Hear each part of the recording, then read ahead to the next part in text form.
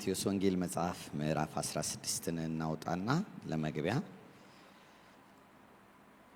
ማቴዎስ ወንጌል መጽሐፍ ምዕራፍ 16 ቁጥር 16 ጀምሮ ያለውን ጽዮንን መያዝ የሚለውን ሐሳብ ከእሁድ ጀምረን እያየን ያለነው። ጽዮን የሚለው ሐሳብ ተራራ እንደሆነች የጽዮን ተራራ ብሎ መጽሐፍ ቅዱስ የሚገልጣውን ቦታ እንደሆነ ከመጽሐፍ ቅዱስ ተመልክተናል። ተራራ የሚለውንም ደግሞ ሐሳብ በራሱ መጽሐፍ ቅዱሳዊ ትርጉሙ ምን እንደሆነ ትላንትናም እሁድ ዕለትም ተመልክተናል። ስለዚህ ብዙ ትርጉሞች ላይ ሃይላይት አድርጌ ብቻ አልፍና አንዳንድ ሐሳብ እንነጋገራለን። ዛሬ እንጨምራለን። ማቴዎስ ወንጌል መጽሐፍ ምዕራፍ 16 ኢየሱስ ክርስቶስ በፊልጶስ ቂሳሪያ በምትባል አንድ ክፍል ወይም ደግሞ ክልል በደረሰ ጊዜ ደቀ መዛሙርቱን ሰዎች የሰውን ልጅ ማን እንደሆነ ይሉታል ብሎ ጠየቃቸው እና እነርሱም አንዳንዶቹ መጥምቁ ዮሐንስ፣ ሌሎቹ ኤልያስ፣ ሌሎቹ ኤርሚያስ ወይም ከነቢያት አንዱ ነው ብለው ይላሉ አሉት። እርሱም እናንተ ማን እንደሆንኩ ትላላችሁ እኔን ብሎ ጠየቃቸው። ስምዖንም ጴጥሮስም መልሶ አንተ ክርስቶስ የሕያው እግዚአብሔር ልጅ ነህ አለው። ኢየሱስም መልሶ እንዲህ አለው፣ የዮና ልጅ ስምዖን ሆይ በሰማይ ያለው አባቴ እንጂ ሥጋና ደም ይህም አልገለጠልህም እና ብፁዕ ነህ። እኔም እልሃለሁ አንተ ጴጥሮስ ነህ፣ በዚህች ማለት ላይ ቤተ ክርስቲያኔን እሰራለሁ፣ የገሃነም ደጆችም አይችሏትም። የመንግሥተ ሰማያትንም መክፈቻዎች እሰጥሃለሁ። በምድር የምታስረው ሁሉ በሰማያት የታሰረ ይሆናል፣ በምድርም የምትፈታ ሁሉ በሰማያት የተፈታ ይሆናል። ያን ጊዜም እርሱ ክርስቶስ እንደሆነ ለማንም እንዳይነግሩ ደቀ መዛሙርቱን አዘዛቸው ይላል። ይሄ የመጽሐፍ ቅዱስ ክፍል የሀገሩ ስም መጠቀሱ፣ እንደገናም ኢየሱስ ክርስቶስ እኔን ማን ይሉኛል ብሎ መጠየቁ፣ ከዛ ደግሞ ከራሱ ከእግዚአብሔር አብ የመጣው መገለጥ፣ እንደገና ደግሞ ኢየሱስ ክርስቶስ ምላሽ ለመገለጡ ሰጥቶ የተናገራቸው ነገሮች ተያያዥነት ያላቸው ሐሳቦች ናቸውና ከቁጥር 13 ጀምሮ እስከ 20 ድረስ ያለው ሐሳብ አብሮ የሚሄድ ነገር ነው። አንደኛው በፊልጶስ ቂሳሪያ ሀገር በደረሰ ጊዜ ብሎ መጽሐፍ ቅዱስ ስፔሲፊክ ቦታውን ያስቀምጥልናል። ለምን አስቀመጠ ብለን እንደ መጽሐፍ ቅዱስ አጥኚዎች መጠየቅ አለብን። ለምን ሀገሩ መጠቀስ አስፈለገው? ለምን የሆነ ሌላ ቦታ ላይ ይሄን ጥያቄ አልጠየቃቸውም የሚለውን ነገር መጠየቅ አለብን። የመጽሐፍ ቅዱስ አስተማሪዎች፣ ታሪክ አዋቂዎች ሲናገሩ ፊልጶስ ቂሳሪያ የምትባለዋ ከተማ ወይም ደግሞ ክልል በወቅቱ ይገዛ ከነበረ አንድ ገዢ ከነበረ ከሮማዊ አስተዳዳሪ ወይም ደግሞ ቄሳር ጋር የተሰየመች ፊልጶስ ለተባለ ገዢ ከተማዋ የተሰየመች ናት። ግን እሱ ብቻ ሳይሆን በዛ ዘመን ቄሳር ወይም ደግሞ በሮማውያኖች ኢምፓየር ግዛት ውስጥ የነበረው ቄሳር ማለት ዋናው ንጉሱ ፖፕ ወይም ደግሞ ዋናው ቶፑ ፕሬዚደንት ወይም ደግሞ ንጉስ የምንለው እንደምንል ነው። ቄሳር የሱ ስም ነው። ስለዚህ ፊልጶስ የሚባል ቄሳር ነበረ፣ ልክ ንጉሰ ነገስት አቶ እንትና እንደሚባለው ማለት ነው። ስለዚህ እነዛ ወቅት ላይ የነበሩ ቄሳሮች ሁሉ ምን ብለው ያምኑ ነበረ? እኛ የአማልክቶች ልጆች ነን፣ አማልክቶች ነን እና እኛ በምንጠራበት ቦታ ሁሉ የመገኘት አቅምና ስልጣን አለን ብለው ያምኑ ነበር እና እቺን ከተማ ለአማልክቶቻቸው ሴንተር አድርገዋት ነበረ። ወይም ደግሞ ከተማዋ በአጠቃላይ እውቅ የተባሉ በወቅቱ የነበሩ አማልክቶች እንደነ የጠረፏ ንግስት የምንለውን አማልክት እንደነ ፓን የተለያዩ አማልክቶች መቅደስ ተሰርቶላቸው መሰዊያ ተሰርቶላቸው በብዙ ኮረብቶች ላይ በብዙ ከፍ ባሉ ቦታዎች ላይ ይሰዋላቸው ነበረ። ኮረብታማ አካባቢ ነው ቦታው። ወደ ላይ ከፍ ከፍ ያሉ ቦታዎች አሉ፣ ሃይ ፕሌስስ የምንላቸው። መጽሐፍ ቅዱስ ለምሳሌ በከፍ ባለው ኮረብታ ላይ መስዋዕት ሰው ይላል አይደል? እየወጡ እና ይሄ ከፍ ያሉ ቦታዎችን ይመረጥበት የነበረው ከአማልክቶች ጋር ለመገናኘት ከመንፈሳዊ ዓለምና ከገዢዎች ጋር ሰውን ያስተዳድራሉ ተብለው ከሚታመኑት የመንፈስ ዓለም አለቆች ጋር ለመገናኘት ሰዎች መስዋዕት የሚሰዉት የት ሄደው ነው? ከፍ ያለ ቦታ ሄደው ነው። ይሄ መንፈሳዊ ትርጉም አለ። ምናልባት እኛም ሀገር አይታችሁ ከሆነ ብዙ መቅደሶች የሚሰሩት የት ነው? ተራራ ላይ ነው። ምክንያቱም ተራራና ወንዝ አካባቢ መንፈሳዊው ዓለም አክሰስ ለመደረግ የሚችልበት ሚስጥራዊ አሰራር አለው። አሁንም እውነት ነው። ኢየሱስ ክርስቶስ ለምሳሌ ተራራ ላይ ወጥቶ ይጸልይ ነበር ይላል። ስለዚህ ልክ እንደዚህ አይነት ነገር ስላለ የድሮ ሰዎች ያውቃሉ።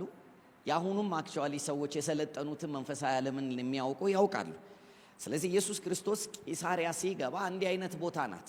በጣም ብዙ መሰዊያ ያለባት፣ በጣም ብዙ አማልክቶች ያሉባት፣ በጣም ብዙ የክፋት አሰራር የሚሰራባት ከተማ ናት። እዛ ከተማ ሲደርስ ነው እኔ ማን ነኝ ያለው።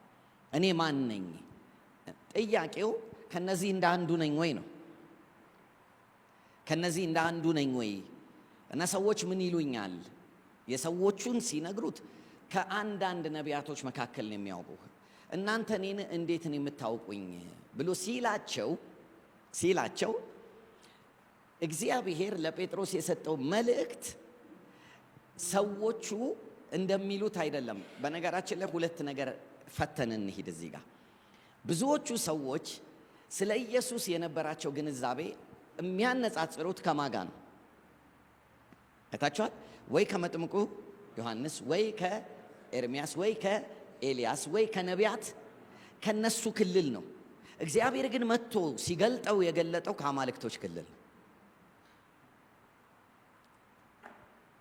ስሙኝ፣ እግዚአብሔር በጴጥሮስ በኩል መጥቶ ሲነግረው፣ አብ ሲነግረው አንተ የሕያው እግዚአብሔር የአማልክቶች ሁሉ አምላክ እግዚአብሔር ምንድነህ?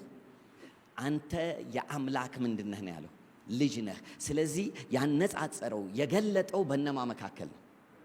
እዛ ጋር አማልክት ነን ብለው በተመደቡ ብዙ መሰዊያ በተሰራላቸውና ብዙ መስዋዕት በሚሰጣቸው አማልክቶች ላይ ነው አዋጁ የተነገረው።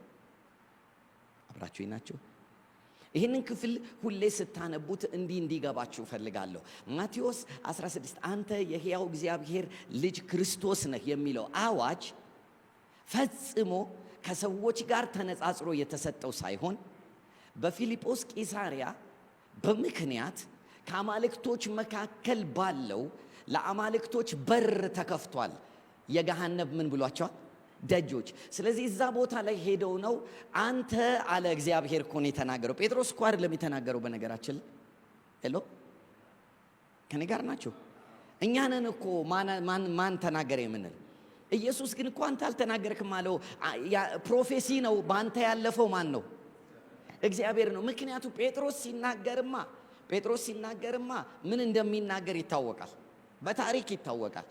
ጴጥሮስ ሁለት ጊዜ ማለት ሳይመሽበት እኮ ነው። ሳይመሽ ሁለት ጊዜ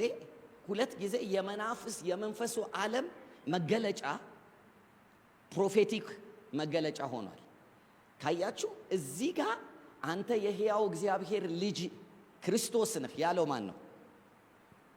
አብ ነው። አብ በጴጥሮስ። ወረድ ብላችሁ ደግሞ እዚሁ ምዕራፍ ላይ ምን አይሁንብህ ሲል ኢየሱስ የተናገረው ማን ነው አለ። አሁን ደግሞ አስቡት፣ በደቂቃ ልዩነት። ለዚህ እኮ ነው ታውቃላችሁ፣ ሰው አንዴ በመንፈስ ተናግሮ አንዴ በማን ሊናገር ይችላል። እና አጠገባችን ለው ሰው ነብዩ ሁሉ አትመን በሉት። በዛው ሳይውል ሳያድር ኢየሱስ አጠገብ ያለ ሰውዬ አንዴ አንዴ በአብ አንዴ በራሱ አይደለም በሰይጣን። እንዴ አንተ ሰይጣን ዞር በል እኮ ነው ያለው አይደል እንዴ? በራሱ ተናግሮ አያውቅም ጴጥሮስ እዛ ጋር። ሁለቱም ጋር በማን ነው የተናገረው? በአብና በሰይጣን። ሄሎ እኛም በአብና በሰይጣን ብዙ እንደምንናገር ታውቃላችሁ። በአብ ስንናገር የምናውጀው የሰማዩን ነው። በሰይጣን ስንናገር የምናውጀው እና በአብና በሰይጣን ሆኖ ለማወጅ ይሄን ያህል የጊዜ ጋፕ አያስፈልገንም። የሰው ልጅ እዚህ ጋር በአብ አውጆ እዚህ ጋር በማን ሊያውጅ ይችላል? በሰይጣን። ኢየሱስ እዚህ ጋር ቢሰማ አሁን አብ ነው ይለናል፣ አሁን ብሎ ይነግረናል ማለት ነው። አሁን እንደዛ ነው የሆነው። ስለዚህ ጴጥሮስ አይደለም ኮንፌስ ያደረገው እግዚአብሔር አብ ነው። በእርሱ ደስ የሚለኝ የምወደው ልጄ ያለው እግዚአብሔር አሁን ደግሞ ጴጥሮስ ጋር መጣና በሱ በኩል አልፎ ምን አለ? አንተ የሕያው እግዚአብሔር ልጅ ማነህ? ክርስቶስ ነህ። ስለዚህ አሁን ተመልከቱ፣ ይሄ የሕያው እግዚአብሔር ልጅ ክርስቶስ ከመጥምቁ ዮሐንስ ወይ ከኤርሚያስ ወይ ከኤልያስ ጋር ተነጻጽሮ ነው ወይስ ከአማልክቶቹ ጋር? ይሲ እንዲህ ነው እንድታስቡ የምፈልገው። ፊልጶስ ቂሳሪያ የአማልክቶች መቀመጫ ከተማ ነበረች።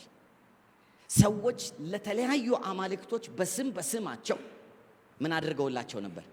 የኮረብታ መስገጃዎች አድርገውላቸው ነበር። በስማቸው መስዋዕት ይሰጣቸው ነበር። በስማቸው አትራክት የሚያደርጋቸውን ኪዳን ያደርጉላቸው ነበር። እኔ ጋር ናችሁ? ስለዚህ ፊልጶስ ቂሳሪያ ለአማልክቶቹ፣ ለጨለማው ዓለም ገዢዎች፣ ማህበረሰቡን በክፋት ለሚያስተዳድሩት አመፀኛ የዲያብሎስ የመንግስት ስልጣን ተዋረዶች ምን የተባሉ ነው? የተቀደሰ ቦታ ነው። ኢየሱስ እዛ ሲገባ ነው እኔ ማን ነኝ ያለው። ስለዚህ አንድም ቀን መጽሐፍ ቅዱስ ኢየሱስን ከስጋ ለባሽ ጋር አነጻጽሮት አያውቅም። ለምሳሌ ኢየሱስ ክርስቶስን ብዙ ጊዜ አመፅን ጠልተህ ምን ስለወደድክ፣ ጽድቅን ስለወደድክ እግዚአብሔር ይላል። ያዌ ከማ የሚመስለን ባልንጀሮቹ እነ ጴጥሮስ እነ ዮሐንስን አይደለም። ከባልንጀሮችህ ይልቅ ለይቶ በደስታ ዘይት ቀባህ ሲል እኔ ግን ንጉሴን ቀባሁት ማለት በአማልክቶች ላይ ነው እግዚአብሔር ኢየሱስን የቀባው። ሄሎ። ስለዚህ አሁን እንዲህ አይነት መጽሐፍ ቅዱስ ክፍሎችን ስታነቡ ከሰው ጋር አታነጻጽሩት። ኢየሱስ ክርስቶስ ፍጹም ሰው ሆኖ መጣ እንጂ የአማልክቶች ሁሉ አምላክ የሆነው የእግዚአብሔር ልጅ ነው። ስለዚህ ማቴዎስ 16 ላይ አሁን ኢየሱስ ክርስቶስ ልክ ጴጥሮስ ሲናገር ያንን ንግግር ፕሮፌሲውን ሲያመጣ ወዲያው ለጴጥሮስ በኋላ በሰይጣን ፕሮፌሳይ እንደሚያደርግ ስለገባ አሁን የተናገርከው አንተ አይደለም። ማን የተናገረዋል? አባቴ ነው አለ። አሁን አባት ሲናገር እዛ ውስጥ ገብታችሁ ስሙልኝ። ማን የተናገረው? አባት ነው። አባት ሲናገር እነማን ናቸው የሚሰሙት? ልጆች ይሰማሉ።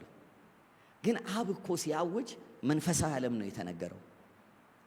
he is actually saying እንዲህ ያለ ነው፣ here comes my son, he will be the judge።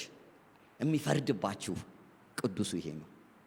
ሄሎ አብራችሁ ናችሁ? መንፈሳዊ ነገርን እየተረዳን እንድንሄድ ስለምፈልግ ነው መጽሐፍ ቅዱስን ስናነበው።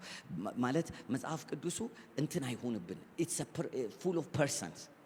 ቃሉ ፊደል አይደለም። ቃሉ መንፈሳዊ ዓለም ላይ ገብታችሁ ከመንፈሱ ዓለም ጋር የምትነጋገሩበት ነገር ነው። ስለዚህ እንድታስቡ ፈልጋለሁ። ሌላም አንድ ነገር እንጨምር እዚህ ጋር አብራችሁ ይሁኑ።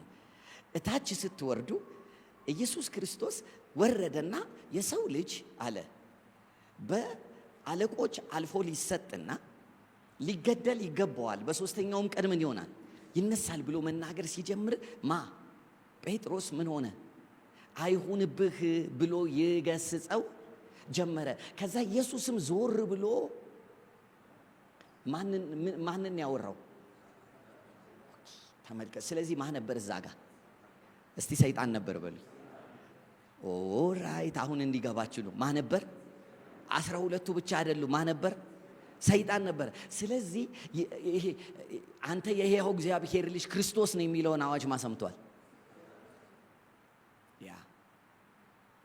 ስለዚህ እዛ ቦታ ላይ እንዲህ ብንለውስ የአማልክት ጉባኤ ነው።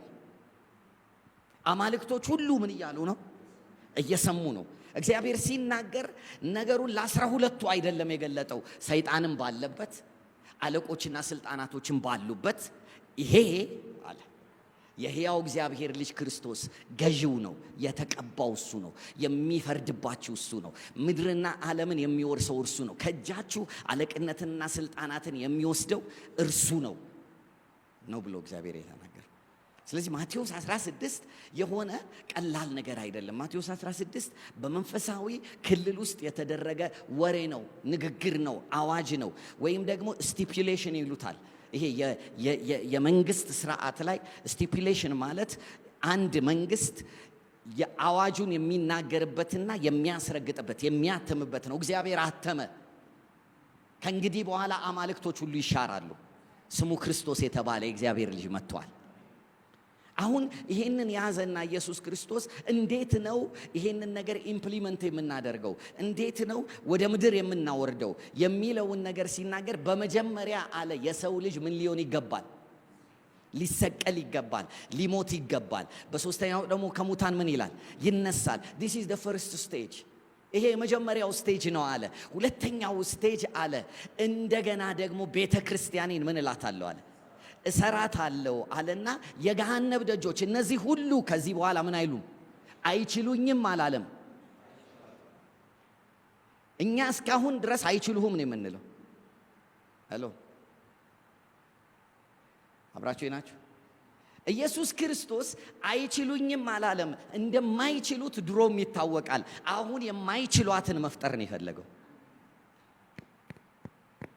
ስለዚህ መጽሐፍ ቅዱስ ሲናገር በዚህ አለት ላይ ኤክሌሲያዬን ምን እላለሁ እሰራለሁ አለና ከዛ በኋላ ይሄ አለት the revelation of Christ ወይም ደግሞ ይሄ ዝም ብሎ በስብከት ያገኘነው ክርስቶስ አይደለም ማለቱ። ስሙኝ፣ በዚህ አለት ላይ ሲል ኢየሱስ ክርስቶስ በጴጥሮስ ላይ አይደለም ያለው። ኦኬ፣ በዚህ አለት ላይ ሲል ፔትራ የሚል ቃል ነው የተጠቀመው። ፔትራ የሚለው ቃል ደግሞ ዝም ብሎ አለት ማለት አይደለም፣ ቋጥኝ ማለት ነው። በጣም ትልቅ ነው።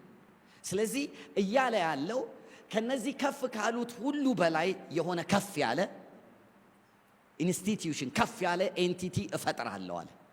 በሱ ላይ ምንን እሰራለሁ አለ?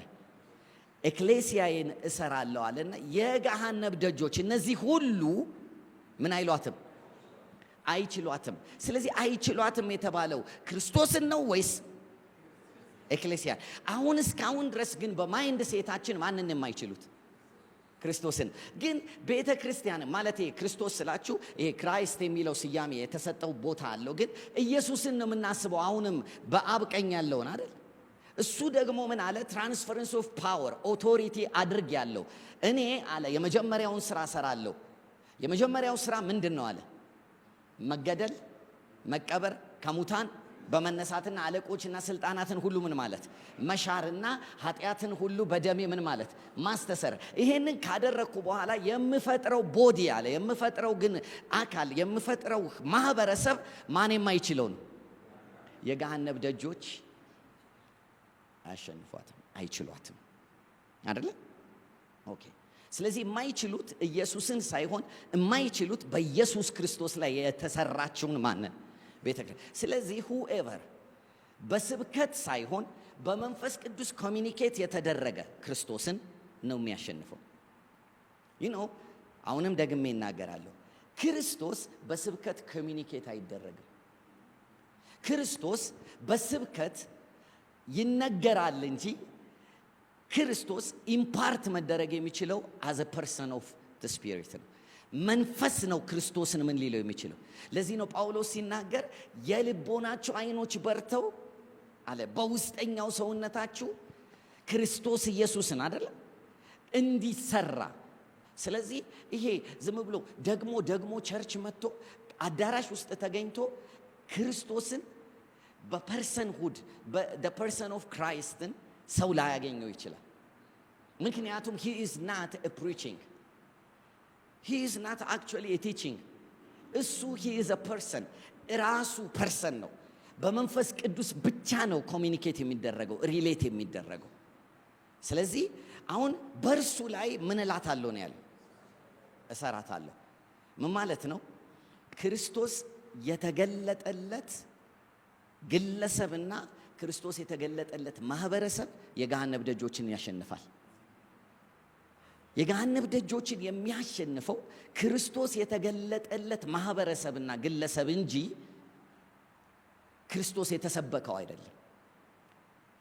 ስለዚህ ክርስቶስ ሊገለጥልን ይገባል። ከሙታን በመነሳት ለአለቆችና ለስልጣናት ራስ የሆነ በሁሉ ላይ የተቀባ የተሾመ በሰማይ በምድር ከምድር በታች ባሉት ላይ ምን የሚል የሚገዛና የሚፈርደው እርሱ ክርስቶስ በዛው ማንነቱ እንዲገባን መጸለይ ያለብን። እግዚአብሔር መንፈስ ቅዱስ ሆይ ግለጥልን። በቃ አንተ ክርስቶስን በምታውቀው ከፍታው ልክ፣ ክብሩ ልክ፣ ኃይሉ ልክ በቃ አለ በተባለ ባለው ሁሉ ልክ ግለጥልን። ያኔ የገሃነብ ደጆች የማይችሉን እንሆናለን። የገሃነብ ደጆች የማይችሉን መዝሙር ስናጠና አይደለም፣ ስናውቅ አይደለም። የገሃነብ ደጆች የማይችሉን ክርስቶስ ሲገለጥልን ነው። ሄሎ እንድታስቡ ትፈልጋለሁ። ከዚህ የምነሳበት ምክንያት ስላለኝ ነው። በዚህ አለት የሚለው ፔትራ የሚለው ምንድን ነው ብያቸዋለሁ? ድንጋይ አይደለም፣ ትልቅ ይሄ ወደ ላይ የሚታይ ኦኬ። ስለዚህ እንደዚህ እዛ ጋር ምንን እሰራለሁ? ኤክሌሲያዬን እሰራለሁ። ከዛ የገሃነብ ደጆች አይችሏትም። አስቡት፣ ክርስቶስ ኢየሱስ ሲገባችሁ ታስታውሳላችሁ። ጳውሎስ ኢየሱስ ክርስቶስ በእናንተ ውስጥ አይደለ እንዲሳል ፎርም እንዲሆን ስለ እናንተ እየጸለይኩ ነው ያለ። መጋደል ላይ ሁሉ ነኝ አለ። በአይናቸው ስላላዩኝ በየት ስለሚኖሩ አለ በእናንተ ዘንድና ከነሎዶቅያ ወዲያም ስለሚኖሩት ሁሉ እኔ ክርስቶስ ይገለጥላቸው ዘንድ የጥበብና የእውቀት መዝገብ ያለው ያ ክርስቶስ የሚገለጥላቸው ዘንድ ምን እያልኩ ነው አለ? I am praying, interceding። ጸሎት ነው ክርስቶስን የሚገልጠው። ኢንተርሴሽን ተንበርክኮ ክርስቶስ ሆይ ተገለጥልኝ፣ እግዚአብሔር ሆይ ክርስቶስን አስተምረኝ። አንተ የኔ ክርስቶስ ያልከውን እሱን ልወቀው። የኛን ክርስቶስ ሳይሆን የማንን ክርስቶስ? የእግዚአብሔርን ክርስቶስ። በመንፈስ ቅዱስ ኮሚኒኬት ስንደረግ የገሃነብ ደጆች የማይችሏት የሚባለው ኤንቲቲ ትፈጠራለች። ኦኬ። ጳውሎስ የትኛውም ክልል ውስጥ ሲገባ በነገራችን ላይ እንደውም ሐዋርያት ሥራ ምዕራፍ 19ን ሄዳችሁ ብታጠኑ ጳውሎስና በርናባስ ወደ ኤፌሶን ገቡ ይልና በኤፌሶንም አገልግሎት ጀመሩ አይደል? እና መስበክ ሲጀምሩ፣ መናገር ሲጀምሩ ድንቅና ተአምራት ምልክቶች ሁሉ መሆን ጀመረ። አሎ ከኔ ጋር ናችሁ? እና ከተማ ውስጥ የእግዚአብሔር ነገር መሆን ሲጀምር ኤፌሶን ነው። አማይ ራይት? ኦኬ 19 ነው መሰለኝ ኤፌሶን ላይ አይደል? አማልክቶች መጡብን ያሉት በመካከላችን ሰው መስለው ምኖች ገብተዋል አማልክቶች ያሉት 19 ላይ። ኦኬ አስቡት፣ አሁን እንድታስቡ ፈልጋለሁ። አንድ ጳውሎስና ምንድናቸው? ኤክሌሲያ ሁለት ወይም ሄሎ። ከዛ በኋላ ኤክሌሲያ ገብታለች የት? ከተማ ውስጥ። ከዛ በኋላ ኤክሌሲያ ከተማ ውስጥ ስትገባ ኤክሌሲያ ውስጥ ያሉ የገሃነብ ደጆች ሁሉ አማልክቶች ሁሉ ነው የተረበሹት። ከዛ በኋላ መጽሐፍ ቅዱስ ሲናገር ሰዎች በመካከላችን ምን ሆነው ገብተዋል ነው ያለው። እንደዛ ሰዎች እንዴት የተባረኩ ናቸው! የከተማዋ ነዋሪዎች አትሊስት የሚያውቁት ነገር አለ። ለአማልክት ያላቸው ቦታ በጣም ትልቅ ነው እና ሰዎች ሁሉ ሆኖ ሊመጡ ይችላሉ ብሎ ያምናሉ። ሄሎ። እና አማልክቶች ምን መስለው ሰዎች መስለው በመካከላችን መተዋል ብለው ሊሰግዱላቸው አይደል? ኦኬ። ከዛ በኋላ ጩኸትና አመጽ ሆነ። ምን የሚል ከዛ እንደሱ አማልክት አይደለንም ምናምን ብለው ከከለከሉ በኋላ ግን ሌላ ተቃዋሚዎች ተነሱ። ሄሎ። ሌላ ተቃዋሚዎች ተነሱና ያለማቋረጥ 2 ሰዓት ጮሁ ይላል ከተማው ላይ። ምን እያሉ? አርጤሚስ ታላ የአማልክት ግጭት መጥቷል። አሁን ክራይስትና ከተማዋ ላይ ታስተዳድር የነበረችው የጠረፏ ንግስት ኢሚዲየትሊ መመታት ስትጀምር ሪያክት ማድረግ ጀመረች። አደባባይ ላይ ለስንት ሰዓት? ለ2 ሰዓት ያለማቋረጥ መንፈስ ካልገባባቸው አትሉ። ስለዚህ አርጤምስ ታስተዳድራቸው የነበሩትን ሰዎች ሁሉ እንዲናገሩ ማናት ትልቅ እያሉ አርጤምስ ታላቅ ናት ማገብቶባት ሄሎ ኤክሌሲያ የገሃነብ ደጆች የማይችሏት ሄሎ ዩሲ ይሄ ስለዚህ ይሄ ገብቷቸው የክርስቶስ ኢየሱስን ታላቅነት ተረድተው ስለሆነ ኤክሌሲያን የጀመሩት የነበራቸው ኮንሽስነስ የጨለማው ዓለም ትልቅነት ሳይሆን የነገስታት ንጉሥ የጌቶች ጌታ ክርስቶስ ትልቅነት ነው። የገሃነብ ደጆች ምን አይሏትም። ስለዚህ የትም ቦታ ስንገባ እንደማይችሉን እናውቃለን ብለው ነው እነ ጳውሎስ የሚገቡት። የትም ቦታ ሲገቡ እንደማይቻሉ ስትሮንግ ማን እነሱ እንደሆኑ ከተማዋ ላይ እነሱ ይግቡ እንጂ ከተማዋ ላይ ያሉ አለቆችን እንደሚያባርሩ ከተማዋ ላይ እነርሱ ከደረሱ ብርሃን ከተማዋ ላይ እንደሚመጣ ያውቃሉ። የዚህ ሀገር የዚህ ከተማ ጨለማ ትልቅ ነው ብሎ ጳውሎስ ተመልሶ አያውቅም። ከየትኛውም ከተማ ጨለማ የሰማይና የምድር ብርሃን ክርስቶስ ይበልጣል። እኛ ጋር ግን የትምህርት ስህተት ስለገባ ከክርስቶስ ኢየሱስ ብርሃንነትና ጌትነት ይልቅ ሞር የምንወራው የተሻሩትን የዚህ ዓለም ገዢዎችን ጥበብ ነው። እንሰብክላቸዋለን። መጽሐፍ ቅዱስ እኮ የሚሻሩት የዚህ ዓለም ገዢዎች አይደል ያለው? ኦሬዲ ተሽረዋል በክርስቶስ። እኛ ግን አሁን ተሽረውም እያለ እየሾመናቸው ነው። ስለዚህ ኤክሌሲያ ቦታዋን ሳትይዝ እየኖረች ነው። አሁን ኢየሱስ ክርስቶስ እንደዚህ አለ፣ በዚህ ዓለት ላይ ምንን እሰራታለሁ? ኤክሌሲያን እሰራለሁ አለ። ኤክሌሲያን እሰራና ስሰራት ግን የኤክሌሲያ ኔቸሯ ምንድን ነው ያለው? የገሃነብ ደጆች ምን አይሏትም? አያሸንፏትም። ምን ማለት ነው? እዛ ቦታ ላይ በየኮረብታው የተሰውና መሰዊያ የተደረገላቸው ሁሉ ምኖች ናቸው? ደጆች ናቸው። ጌትስ ኦፍ ሄዲስ ብሎ ኢየሱስ የጠራው እነሱን ነው። ስለዚህ በነሱ በኩል ሰዎች ልክ ለነሱ መስዋዕት ሲያደርጉ ሳክሪፋይስ ሲሰጧቸው ከነርሱ የተዋረደ ጥበብ ወደ ሰዎች ይመጣል። የተበላሸ ጥበብ ወደ ሰዎች ይመጣል። ስለዚህ ማህበረሰቡን ሁሉ ከሚካፈሉት የአመጽ ጥበብ ያስተዳድራሉ፣ ይፈጥራሉ ማለት ነው። ስለዚህ እርኩሰትን ለዚህ ነው መጽሐፍ ቅዱስ ሲናገር ካያችሁ አማልክት ሊያመልኩ እሺ አንድ ጊዜ ሌላ ቦታ ባልወስዳችሁ ደስ ይለኝ ነበር፣ ግን አንድ ጊዜ ዘሁልቁ መጽሐፍ ላይ ትላንትና እሁድ ዕለት ትንሽ አንስተነዋል አይደለ? ዘሁልቁ መጽሐፍ 24 ላይ የበለዓምን ታሪክ ከጨረስን በኋላ የተፈጠረ ነገር አለ። አንዴ ወደዛ ልውሰዳችሁና ዘሁልቁ 25ኛው ምዕራፍ እዛ ጋር ናችሁ? እሺ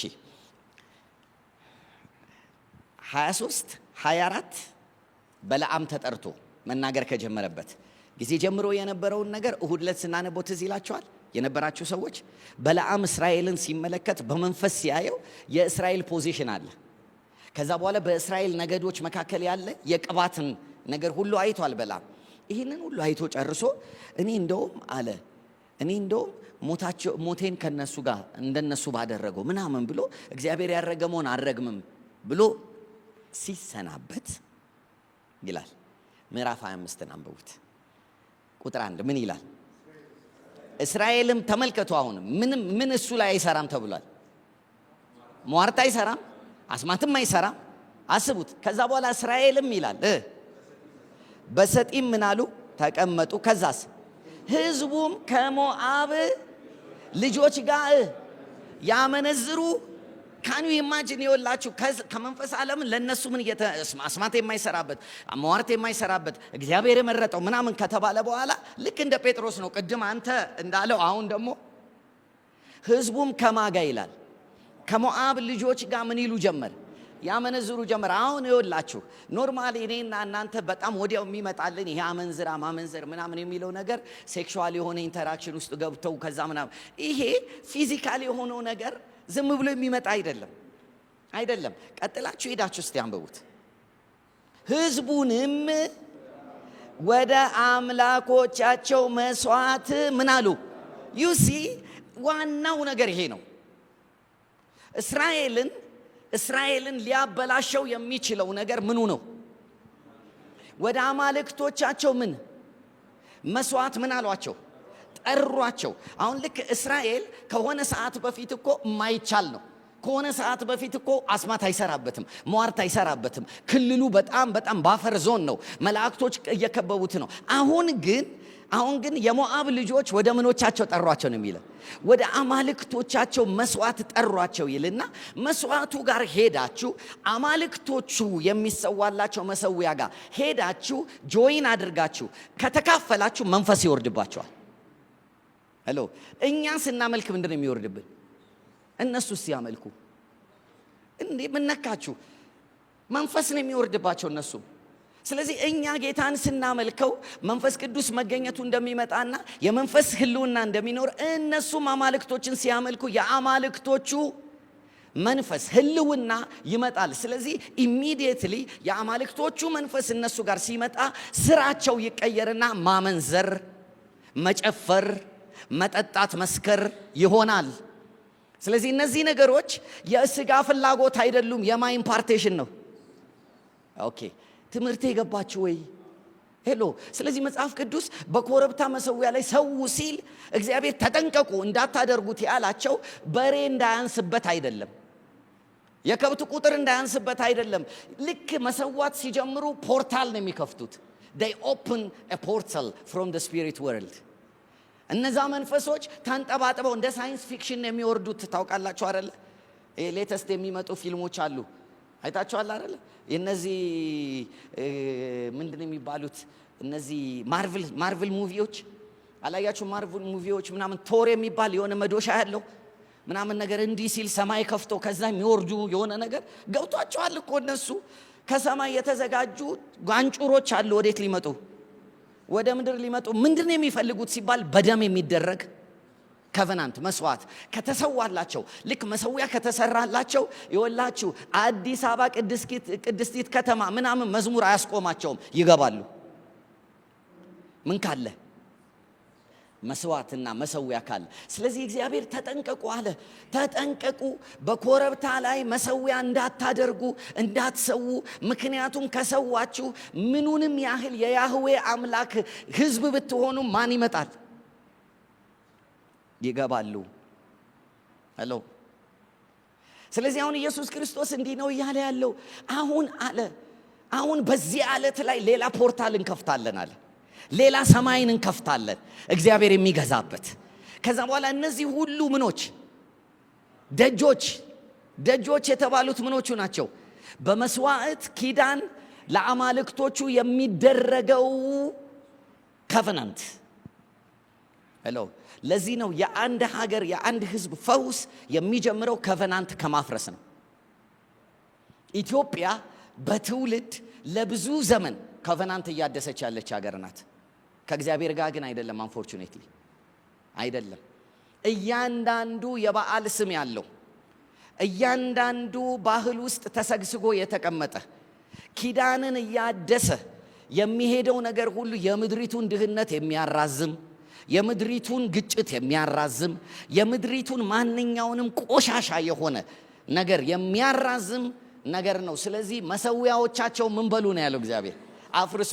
ስለዚህ ተሐድሶ መምጣት ካስፈለገ መጀመሪያ መፍረስ ያለበት ምንድን ነው ማለት ነው? መሰዊያ። ስለዚህ ኢየሱስ ክርስቶስ ምን አለ? ሌላ መሰዊያ እንሰራለን፣ ኤክሌሲያ የምትባል ኤክሌሲያን ከሰራን በኋላ የኤክሌሲያ ስራ ምን ይሆናል ሲባል መሰዊያ ማፍረስ። የገሃነብ ደጆች የተባለው መሰዊያው ነው። ሄሎ አብራችሁ ናችሁ? ኦኬ። ስለዚህ አሁን እኔ ዘሁልቁን ያስገባሁላችሁ የሆነ ይሄ ማመንዘሩም መሴሰኑም መጠጣቱም መስፈኑም መጨፈሩም ከምኑ በኋላ የመጣ ነው? ወደ መሰዊያቸው ሄዶ መስዋዕት ከማድረግና ምን ከመካፈል? የአማልክቶቹ መንፈስ ከመካፈል ነው። ይሄ ደግሞ በብሉይ ኪዳን ነው እንዳትሉኝ፣ በአዲስ ኪዳን ራሱ ጳውሎስ ሲናገር ለአጋንንት የተሰዋ ይለዋል። በአዲስ ኪዳንም ይሄ እውነት ቀጥሏል። ምን አለ? ለአጋንንት ምን ያለ ማይ ፍሬንድ በደንብ ስሙኝ። እዚህ ቤት ያላችሁ ወዳጆች ስሙኝ። የቤተሰቦቻችን ባህል ነው እያላችሁ የምታደርጉት ነገር ሁሉ እየሰማችሁኝ ነው? የእግዚአብሔር ቃል የማይደግፈው ነገር ሁሉ የተረገመ ነው።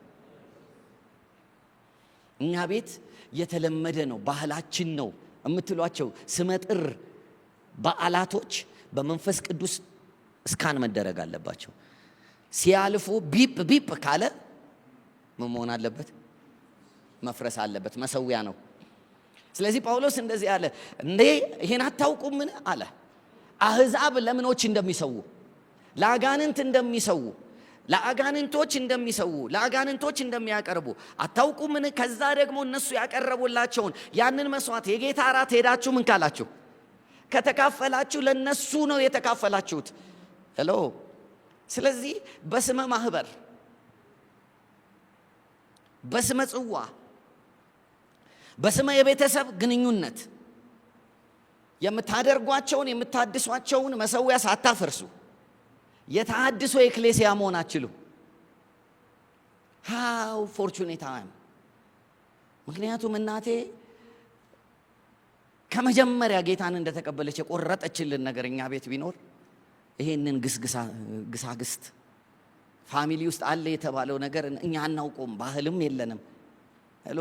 ብዙዎቻችን ግን እስካሁን ድረስ የቤተሰብ እያልን አስቀምጠነዋል። እንግዲህ ከኛም ይጀምራል። መዳን ከኛ ይጀምራል። ፈውስ ከኛ ይጀምራል። እዛ ተራራ ላይ የሚሰየምና ከዛ ተራራ ሆኖ ሌሎቹን ተራራ ገዛለሁ የሚል መጀመሪያ እሱ ጋር ያለውን ከቨናንት ያፈርሳል። ታስታውሳላችሁ ጌዲዮንን? እግዚአብሔር ተገለጠለት። ግሩም ኃይለኛ መገለጥ ነው። ጸሎቴ የእሱ አይነት መገለጥ እግዚአብሔር እንዲያደርግልን ለእኔ ራሱ እና አብ እኮ ነው ታውቃላችሁ። እግዚአብሔር አብ፣ እግዚአብሔር ወልድ፣ እግዚአብሔር መንፈስ ቅዱስ በአንድ ጊዜ የተገለጠለት ሰው ቢኖር ጌዲዮን ነው ታውቃላችሁ። ኦን ስፖት የእግዚአብሔር መልአክ ክርስቶስ ኢየሱስ በስጋ ከመገለጡ በፊት አንተ ታላቅ ሰው፣ አንተ ኃያል ሰው፣ እግዚአብሔር ካንተ ጋር ነው አለ። ከዛ በኋላ እሱ እያነጋገረው እያለ ፊቱን ወደ እርሱ ዞር አድርጎ ፊቱን አሳይቶት ከዛ በኋላ የእግዚአብሔር መልአክ መሆኑን አይቶ ተአምራቱን ተመልክቶ መስዋዕቱን እንደዚህ በእሳት ሲበላው አይቶ ሲሰወር አይቶ ወየው ጠፋው ሲል ሌላ እግዚአብሔር ተገባና ሻሎም አለው። የሰላም አምላክ ራሱ ሁለንተናችሁን ይቀድስ እግዚአብሔር አብ። እግዚአብሔር ወልድ ልክ ዲፓርት እንዳደረገ እግዚአብሔር አብ ከማጋ ከጌዲዮን ጋር ከዛ በኋላ ትንሽ ስትሄዱ የእግዚአብሔር መንፈስ ማውስ ገባበት ይላል። ሶስቱም አንድ ላይ የመጡበት ሰው እግዚአብሔር እንዲህ አለው፣ አንድም ላይ ብንመጣብህ አለው የአባት ቤት መሰዊያውን አፍርሰው። አልታር መጀመሪያ መፍረስ ያለበት ምንድን ነው? መሰዊያ። ኤክሌሲያ እዛ ተራራ ላይ ተሰይማ መሄድ የምትችለው መጀመሪያ ኤክሌሲያ መሰዊያዎችን ሁሉ ምን ማለት ስትችል ነው? ማፍረስ ስትችል ነው። ብዙ መሰዊያ በቤተሰብ ደረጃ፣ በብሔር ደረጃ፣ በነገድ ደረጃ፣ በሀገር ደረጃ፣ በፖለቲከኞች ደረጃ ብዙ መሰዊያ ኢትዮጵያ ውስጥ ተሰርቷል። ብዙ መሰዊያዎች አሉ። የጌታ የኢየሱስ ክርስቶስን ጌትነት በሙላት ምድሪቱ እንዳታስተናግድ የሚያደርጓት። ኤክሌሲያ የተፈለገችው ፕሮግራም እንድታደርግ ሳይሆን መጀመሪያ መሰዊያዎቹ እንድትል እንድታፈርስ ነው። አልታርስ፣ የኮረብታ መሰዊያዎችን አፍርሱ። ሰሞኑን የእግዚአብሔር መንፈስ እንደገና ወደ ውስጥ አምጥቶ እንዳጠናው የጀመርኩት ነገር አለ። የዛሬ 2013 ይመስለኛል 2513 ያ 12 ዓመት ምናምን በፊት ወደ ኋላ ፕሌን ውስጥ እየመጣው ያለው ወደ ኢትዮጵያ ለአንድ ወር እረፍት የእግዚአብሔር መንፈስ መልእክት ይሄ ነው የሚሆነው ብሎ ስለ ክርስቶስ ነገር እየገባኝ የመጣውበት ቀን ያ ቀን ነውና ያንን መልእክት ፕሌን ውስጥ ከፍቼ ሳጠና ባይብል ያየሁት ነገር ይሄንን ነው። መሰዊያ ሆይ መሰዊያ ሆይ ምን ትላለህ? ትሰነጠቃለህ የሚል ቃል ትዝ ይላችኋል። መጽሐፍ ቅዱስ ሲናገር አንድም ነቢይ ከይሁዳ በእግዚአብሔር መንፈስ ኢዮርብዓም ሰርቶት ለነበረው የኮረብታ መስገጃ መሰዊያ ላይ ትንቢት ሊናገር ሄደ። ትንቢት የሚናገር ኤክሌሲያ ያስፈልጋል። ሄሎ ምኑ ላይ? መሰዊያው ላይ በጣም ይሄ የ21ኛው ክፍለ ዘመን ክርስትና መፍጠር አንችልም። እኛ መፍጠር የምንችለው የመጽሐፉን ክርስትና ነው። ሌላ ነገር መሆን አንችልም። ስልጣኔ ይሁን በስልጣኔ የሚፈጠር ኪንግደም የለም። ኪንግደሙ ከሰለጠነ ቆይቷል። ስሙ ክርስቶስ ይባላል። ነብዩ ሲሄድ ኢዮርብዓም እየሰዋ ነበረ።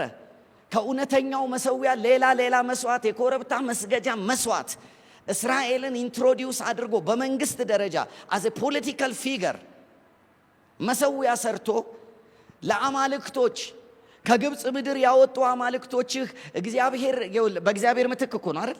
እነዚህ ናቸው ብሎ የወርቅ ጥጃ ሰርቶ አማልክቶች አድርጎ መሰዊያ አድርጎ ልክ ሲሰዋ እግዚአብሔር በመሰዊያ ጉዳይ ላይ መታገስ አይችልም። ምክንያቱም የክርስቶስ ኢየሱስን ሞትና ትንሣኤ ከንቱ የሚያደርግበት እርሱ ብቻ የእግዚአብሔር ልጅ ነው። ስለዚህ ነብዩ ሄደና እንዲህ አለ፣ መሰዊያ ሆይ ምን ትሆናለህ? ትሰነጠቃለህ። there has to be ድምፅ የምትሆን ኤክሌሲያ መምጣት አለባት። ማንን የምትሰነጥቅ? መሰዊያውን ለመሰንጠቅ የግድ እኮ በመንፈስ ቅዱስ ምሪት መሰዊያው ጋር መሄድ አለብን። መሰዊያው ሊገባን ይገባል። ምን አይነት መሰዊያ እንደተሰራ በፖለቲከኞች ሊሆን ይችላል፣ በአስተማሪዎች ሊሆን ይችላል፣ በብሔር መሪዎች ሊሆን ይችላል፣ በተለያየ ባህላዊ አባቶች ሊሆን ይችላል። ዋትኤቨር በማንም ይሁን በማንም የተሰራ መሰዊያ ግን በእግዚአብሔር ልጅ በክርስቶስ ስም ይፈርሳል። ግን የፉከራ መሆን አይችልም። ከዚህ አዳራሽ ፎክረን የምናስተካክለው አይደለም። በመንፈስ ቅዱስ ምሪት ውስጥ ገብተን በመጀመሪያ እኛ ቤት ያሉ ትንንሽ መሰዊያዎች ምን ብለን አፍርሰን፣ ከዛ ጌዲዮንን እንዲህ ያለው የግድ የት ያለውን ያለው የሚገርም እኮ ነው። በአባት ቤት ያለውን እኮ ነው ያለው። ቤት አባት ቤት ነገዱ ጋር ከመሄድ በፊት ሀገር ደረጃ ከመሄድ በፊት በማ ቤት በአባት ቤት ያለውን የበዓልንና የአሼራን የአጸዱን መሰዊያ አፍርሰዋል። በምትኩ አይደል ያለው ሌላ መሰዊያ ስራ፣ በምትኩ የኔን መሰዊያ ስራ። ስለዚህ እነዚህን መሰዊያዎች አፍርሶ በምትኩ የእግዚአብሔርን መሰዊያ መስራት፣ የክርስቶስ ኢየሱስን ንግስናን ማግነን የኛ የመጀመሪያ ስራ መሆን አለበት። ኤክሌሲያ። ስለዚህ ራሳችሁን መጠየቅ አለባችሁ። እኛ ቤት ምን አይነት መሰዊያ ነው ያለው? እኔ ቤት ምንድን ነው? ይሄንን አንድ ወር እኔ በብቻዬ 2 ወር ከናንተ ስርቅ መሰዊያዎችን ቼክ እያደረኩ እግዚአብሔር ወይ ይሄ ነገር ንገረኝ። ስሙን ሁሉ ማወቅ አልቻልኩም ነበር እና ግን አሳየን ጌታ። መሰዊያዎችን ማፍረስ አለብን። በየዘራችን፣ በየብሔራችን፣ በየቤታችን፣ በአያት በቅድመ አያት በምን አሁን እያልኳቸው ያለው ቦርናጌን አላደረጋችሁም አይደለም እያልኩ ያለሁት። አሁን እያልኩ ያለሁት የሆነ አጋንንት እናንተ ውስጥ ይኖራል አይደለም እያልኩ ያለሁት። መሰዊያ እስካለ ድረስ ግን የምናደርገው የትኛውም ነገር የኛን ሰማይ ዘግቶ የሌላ ሰማይን የሚከፍተው። እነዚህ ነገሮች መፍረስ አለባቸው። ስለዚህ ጌዲዮንን እንደዚህ አለው፣ የኔ ነገር ተከፍቶ እንዳሸንፍ እንድመጣ አብሬ እንድዋጋ አንተ ማፍረስ ያለብህ ምን አለ? መሰዊያ አለ። በምትኩ ደግሞ ሌላ መሰዊያ ስራ። እነዚህን አሁን ከዚህ የነካው መንፈሳዊ መርሆች የምሰጥበት ምክንያት ክርስቲያኒቲ መንፈሳዊ ነው። ምንም የሎጂክ ነገር የለውም። ሪዝኒንግ ራሽናል መሆን በመንፈስ ሬቨሌሽን ከተቀበሉ በኋላ ነው። ሬቨሌሽን ይቀድማል ከራሽናል ከመሆን። ስለዚህ መጀመሪያ እውነተኛው መገለጥ ካገኘን በኋላ አይምሮአችንን ከመገለጡ ጋር እናስማማውና በአስተሳሰብ ደግሞ እንቀየራለን። ስለዚህ መሰዊያን ለማፍረስ የግድ ነውና ኢየሱስ ክርስቶስ በወቅቱ ፊልጶስ ቂሳሪያ ሲሄድ ምኖቹን ሊያፈርስ ነው? መሰዊያዎቹን ሊያፈርስ ነው። የምን መሰዊያ? ሃይ ፕሌስስ፣ የኮረብታ መሰዊያ። ስለዚህ የኮረብታ መሰዊያ መፍረስ ካለበት አንድ ሌላ ምን መሰራት አለበት? ኖ መጀመሪያ ምን መሰራት አለበት መሰላችሁ? አፖን ዲስ ሮክ መሰራት አለበት። እሱ ላይ ምን እንሰራለሁ አለ። ስለዚህ ምን ማለት መሰላችሁ?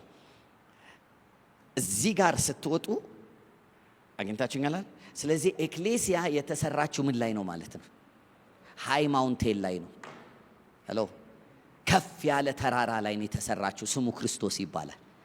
ከተራሮች ሁሉ በላይ የሆነ ተራራ ነው።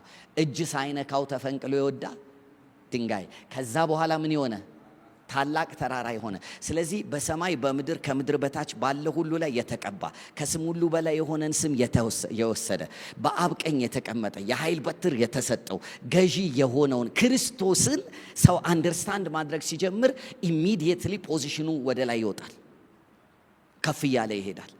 ስለዚህ ያን ጊዜ በከፍታ ላይ የተሰሩ መሰዊያዎችን ምን ማለት ይችላል?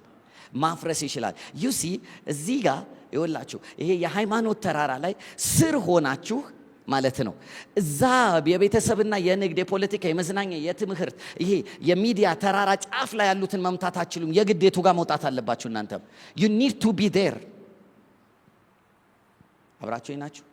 ስለዚህ የመጀመሪያው ኃላፊነታችን የሚሆነው ምንድነው ከተባባልን የመጀመሪያው ኃላፊነት የሚሆነው ቤተክርስቲያንን ማንቃት ነው። the true ecclesia መጀመሪያ መፈጠር አለባት። the true ecclesia የገሃነም ደጆች ምን የማይሏት የማያሸንፏት የማይችሏት። ስለዚህ ማይንድ ሴታችን መቀየር አለበት። እኔና ሁለት ጓደኞቼ ተገናኝተን መጸለይ ከጀመርን የገሃነም ደጆች አይችሉንም። እኔና አንድ ሰው አብረን ሆነን የሆነ ክልል ከገባን የገሃነም ደጆች አይችሉንም። ብቻ በአንድነት ተስማምታችሁ በምትገቡበት በርናባስና ጳውሎስ ሲገቡ ከተማ እንዳሸነፉ። ለዚህ ነው እኮ ጳውሎስ አይታችኋል አይደለ? ብቻውን የሆነ ጊዜ መንፈሱ ይበሳጭበታል ይላል። አይታችኋል? ብቻውን በአቴና ትተውት ሳለ ይላል መንፈሱ የተበሳጨበት ምናምን ቶሎ ኑ ነው የሚለው እኮ ኑ። ምክንያቱም የኤክሌሲያ ሚስጥር ገብቷቸዋል። ሁለት ሰው ይገኝ እንጂ ከተማ ይለወጣል። እኛ ግን አስቡት ማይንድ ሴታችን ስለተበላሸ ከሁለት በላይ ነን። እንደውም በሚሊዮን የምንቆጠረው ኢትዮጵያ ውስጥ እስካሁን ድረስ ላንድስኬፑን አልቀየርነውም። ፖለቲካል ላንድስኬፕ is getting worse and worse. ሪሊጂየስ ላንድስኬፕ፣ ኢኮኖሚካል ላንድስኬፓችን፣ ኤጁኬሽናል ላንድስኬፓችን፣ በሚዲያ ላይ ያለው ነገራችን ኤቭሪ ላንድስኬፕ the high mountains are always going to the worst. why ሲባል ይሄኛው ተራራ ላይ ያለችው ኤክሌሲያ አልተገለጠችም። ሃይማኖት ናት ስቲል። እና የምትጽፉ ከሆነ እንዲህ በሉ፣ አሁን የኛ ስራ ከሃይማኖትነት ወደ ምን መሸጋገር ነው? ወደ ኤክሌሲያነት። ትላንትና የነበራችሁ ሰዎች ኤክሌሲያ ወይም ደግሞ ቤተክርስቲያን የሚለው አማርኛ ትርጉሙ ኩያውም ባይሆን ትርጉሙን ስንተረጉመው በዳንኤል መጽሐፍ ምዕራፍ 2 መሰረት ኢየሱስም ደግሞ 2 ወይም 3 ሆናችሁ በምትሰበሰቡበት እኔ በመካከላችሁ እገኝ። ስለዚህ የኤክሌሲያ ትልቅነቱ ከሷ ጋር ማን ስላለ ነው? እግዚአብሔር ስላለ ነው። አሜን። እግዚአብሔር አብ አለ፣ እግዚአብሔር ወልድ አለ፣ እግዚአብሔር መንፈስ ቅዱስ አለ። በግላችሁ መስራት አትችሉም። አንድ ብቻውን መስራት ፕሪንሲፕሉ አይፈቅድም። ለዚህ ነው የጸሎት ፓርትነር መፈለግ አለብን ያልኳችሁ። we need to find a partner, prayer partner ያስፈልገናል። አብሮ በአንድ ዓላማ ምን የሚል የኪንግደም ጉዳይ ላይ የሚጸልይ። ስለዚህ አሁን ዳንኤል ጋር ስንሄድ ትላንትና ያሳየዋችሁ ታስታውሱ እንደሆነ መጨረሻ ላይ አይደለሱና ምን ብያችሁ ነበረ? ዳንኤል የኤክሌሲያ ኮንሰፕት ስለገባው በናቡከደነጾር ቤተ መንግስት ሀ ብሎ ሲገባ መጽሐፍ ቅዱሱ እንዲህ ነው የሚያስቀምጠው። በይሁዳ ከነበሩት ምርኮኞች ከገቡት መካከል ዳንኤል፣ አሳሄል ነው ሚሳኤል አይደለ? እነዚህ አብደናጎ እነዚህ የሚባሉት አራቱ ከሌሎቹ ሁሉ በእግዚአብሔር ሞገስ በልጠው ተገኙ አይደል የሚል ልቀው ተገኙ ይላል። ስንቱ? ኤክሌሲያ የት? ባቢሎን ውስጥ። ያውም እነማጋ እንዴ? የሆነ አጥቢያ ቸርች መሰላችሁ እንዴ? አጥቢያ ቤተ ክርስቲያን ውስጥ እኮ አይደለም፣ ናቡከደነጾር ያለበት ፓላስ። እና ደግሞ ከነሱ ጋር እነማን አሉ?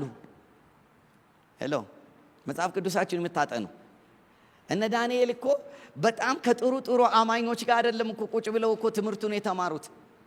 3 ዓመት ሙሉ እኮ ሲማሩ እነ ዳንኤል ክላስ አቴንድ ሲያደርጉ እኮ እነማ ጋር ነው? ጠንቋዮች፣ አስማተኞች ጋር እኮ ነው የተማሩት። እኛ ብንሆን አቤት ይወላችሁ፣ እኛ ብንሆን ስፍራዬ ተሳስቷል ነው የምንለው። በስህተት ነው የመጣሁት ነው የምንለው። ቦታ እንዲቀየርልኝ ጸልዩ ነው የምንለው።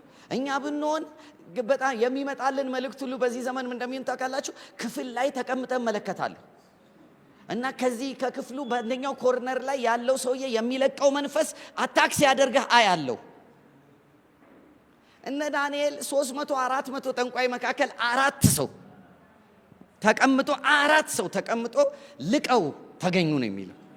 ልቀው ይሄንን ትምህርት ወደ ውስጣችሁ ክተቱ። ይሄ የወደቀ የደከረተ ክፉ ትምህርት ከቸርች መውጣት አለበት። 4ቱ ዘመን ያስቆጠሩ ጠንቋዮችና አስማተኞች መካከል ገብተው በእውቀት በጥበብ በመረዳት ሚስጥር በማወቅ ህልም በማለም ራእይ በማየት በመተርጎም በልጠው። ምክንያቱም የኤክሌሲያ ኮንሰፕት ከጥንት ነበረ። ከዛ በኋላ ይላል መጽሐፍ ቅዱስ እኮ አዋጅ ሲታወጅ ጠቢባኖች ይገደሉ ተብሎ አስማተኞች ይገደሉ ተብሎ መገደል ሲጀምር ዳንኤል ኤክሌሲያን ጠራ፣ ጓደኞቹን ጠራና ኑ እንጸልይ አለ። እኛ ጸልየን እንቀይረዋለን አለ። አይገርምም? ይኸውላችሁ ኤክሌሲያ ቦታው ላይ ስትገባ ነሰሰርሊ ሰው ሁሉ ጌታን ይቀበላል አይደለም፣ መዓት ግን ይከለከላል፣ ጥፋት ግን ይከለከላል። ሌሎቹ ሁሉ ሳይቀሩ የነ ዳንኤል አምላክ ይሰራል ማለት ይጀምራሉ። ነገስታቶቹ ጌታን አልተቀበሉም። በነገራችን ላይ እነ ናቡከደነጾር ያህዌ አምላክ ነው ብለው እኮ ተንበርክከው ንስሐ አልገቡም። እንደውም መስዋዕት ሰርተው የማይሰግድልኝ ሁሉ ይገደላል ምናምን ነገር እኮ መሰዊያ ሰርተው። ነገር ግን ይኸውላችሁ የሚያውቁት አንድ ነገር አለ። when it comes to ዳንኤል፣ ሲድራቅ፣ ሚሳቅ፣ አብዱናጎም አንድ ላይ ከሆኑ ኤክሌሲያ ምዕራፍ 2 ላይ ኤክሌሲያ ሞዴሉ ታይቷል። እሱ ላይ ብቻ እንዳይመስላችሁ። ናቡከደነጾር ደግሞ ያየውን ምስል ዋይናት ለምን አንሰራውምና ለዚህ ምስል የማይሰግድ ሁሉ ምን ይሆናል? ይገደላል። ዳንኤል ፎር ሰም ሪዝን የቤተ መንግስት እንትን ስራ ታዞ ይሁን አልነበረም፣ ግን ኤክሌሲያ ነበረች። ስንት ነበሩ? 3። እሳት ውስጥም ስትገቡ ኤክሌሲያ ካለች ይሰራል። ኤክሌሲያ ኮንሰፕቱ ይግባን። ሶስቱን እሳት ውስጥ ሲጥሉ ናቡከደነጾር የኤክሌሲያ ትርጉም በደንብ ገባው። ከነሱ ጋር አንድ ሌላ አለማ የአማልክት መልክ ያለው የናዝሬቱ ኢየሱስ ክርስቶስ አብሯቸው ገብቶ እሳት ውስጥ ሆና ኤክሌሲያ ትሰራለች። ይኸውላችሁ ሁኔታ ሲስተካከል አይደለም ኤክሌሲያ የምትሰራው። ጦርነት መካከል ኤክሌሲያ ካለች ትሰራለች። ኢኮኖሚ ሲወድቅ ትሰራለች። ቸነፈር መካከል ሆና ትሰራለች። ብቻ ኤክሌሲያ ትሰየም እንጂ ነገር ይቀየራል። አሁን ግን እያወራን ያለናት ኤክሌሲያ ፕሮግራም የምታደርግ አዳራሽ የምትሰበሰበውን ሳይሆን 2-3 ሆና ምን የምትለውን የምትጸልየዋን እግዚአብሔርን የምትጠራው መንግስትህ ትምጣ ፈቃድ በሰማይ እንደሆነ በምድር ትሁን the moment ወደዚህ አይነት ይወላችሁ ፕሬየር ላይፍ እና ወደዚህ አይነት ነገር ውስጥ ሞዴላችንን ስንቀይረው እግዚአብሔር እነዚህን ጌትስ እነዚህን የገሃነም ደጆች ማፍረስ ይጀምራል። አሜን። ለዚህ ነው ትላንትና ካሁን በኋላ ኤክሌሲያን እኛ ክፍለ ከተማ ውስጥ አይደለም የምንሰራት፣ ፕላንት የምናደርገው የት ነው ተዋብለን? እየሰማችኝ ነው? እነዚህ ተራሮች ላይ ነው። ሄሎ ለብዙ ዘመን ሞዴላችን ምን እንደነበረ ላሳያችሁ። ከኔ ጋር ሁኑ። ኤክሌሲያ የቱ ጋር ናት? ከሆነችም የምትሆነ የቱ ጋር ናት? እዚህ ጋር ናት። የሃይማኖት ምን ላይ? ተራራ ላይ አይደል? ከዛ የምናደርግ የነበረው ምንድነው መሰላችሁ? ወንጌል ነው የምንሰብከው። ምን በሉ? ከየተራራው ምን በሉ? ወደዚህ ነው። አግኝታችሁኛል? መጽሐፉ ግን ሂዱ ነው ያለው። ከየት?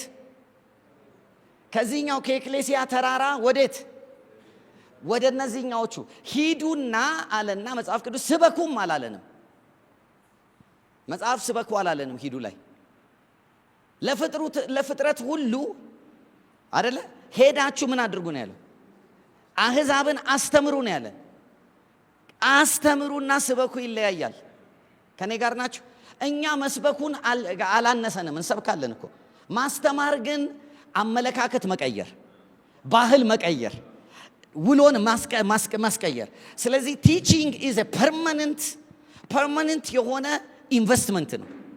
ስለዚህ ሂዱና አለና ከዛ በኋላ ስቴይ ዴር ሚዲያ ውስጥ ግቡና በሚዲያው ምን በሉ? የእግዚአብሔርን መንግስት ለኔሽኑ ምን በሉ? አስተምሩ። ፖለቲካው ጋር ሄዳችሁ ፖለቲካው ላይ ያሉትን ሁሉ የእግዚአብሔር መንግስት ምን በሏቸው?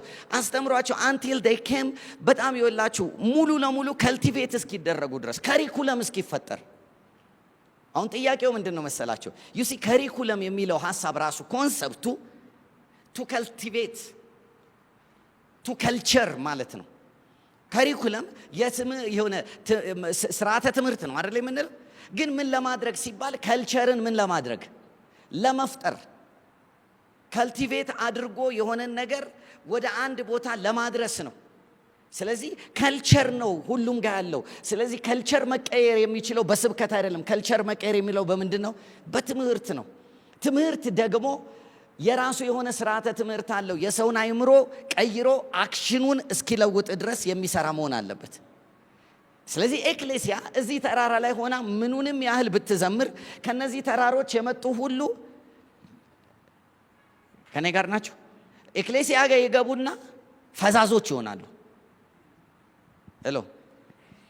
ለዚህ ነው ከይወላችሁ አሉ የተባሉ ፕሮፌሰሮች፣ አሉ የተባሉ ፒኤችዲዎች፣ አሉ የተባሉ የሀገርን ነገር መፍታት የሚችሉ ድንቅ ፈጠራ አቅም ያላቸው ሰዎች ቤተ ክርስቲያን መጥተው ቤንች እዚህ ወንበር ላይ ተቀምጠው 12ኛ ክፍል ያልጨረሰ ሰውዬ ነው የሚሰብካቸው።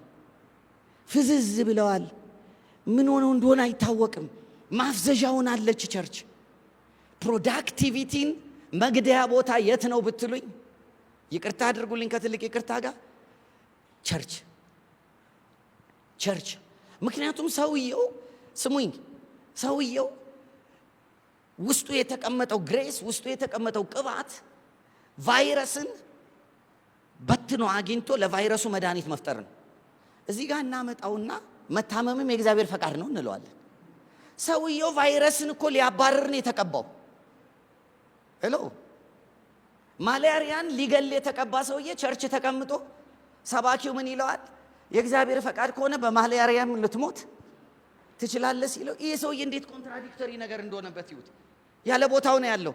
ይሄ ሰውዬ ግን በክርስቶስ ኢየሱስ መንፈስ ተሞልቶ በእግዚአብሔር ልጅነት ዕውቀት ተሞልቶ እዛው ተራራው ላይ ቢቀመጥ በሺዎች የሚቆጠሩ ሰዎች ያድናል። ዩሲ ሞዴላችን ፌል አድርጎናል። ሞዴላችን መቀየር አለበት። ይሄ ሞዴል አዋጪ አይደለም። አዳራሽ እየሰበሰቡ ሰው ማሟሟቅ አዋጪ ሞዴል አይደለም። አዳራሽ እየሰበሰቡ ሰዎችን ትሬን በማድረግ ወደ ተራራቸው እንዲሄዱ ማድረግ ነው የሚሻለው። ሆስፒታል የምትሰሩ እስቲ ሆስፒታል አካባቢ 1 2 3 ሆስፒታል አካባቢ የሚሰራ ሰው ኦኬ ጋይስ፣ አንዳንድ ቦታ አለ ቦታው ራሱ አባባል ገብቶቻል መዋጀት ያለበት እና አስታውሳለሁ ጥቁር አንበሳ ማታ ስትሄዱ ይቀፋል። ይኸውላችሁ በጣም የሞት መንፈስ አንደኛ ያለው የት ነው ብትሉኝ ሆስፒታሎች ጋር ነው። ለምን መሰላችሁ? እዛ ቦታ ላይ ሁል ጊዜ የታመመ ሰው ሲሞት የሐዘን ለቅሶ ሲለቀስ አትሞስፌሩ ራሱ እንደዛ አይነት ነገር ነው። እኔ አሁን ሆስፒታልን ንቄ አይደለም የምናገረው፣ በደም ስሙኝ። ግን ሪያሊቲውን እወቁት። እዛ የምትሰሩ ሰዎች ከማን ጋር እንደምትጋፈጡ እወቁት።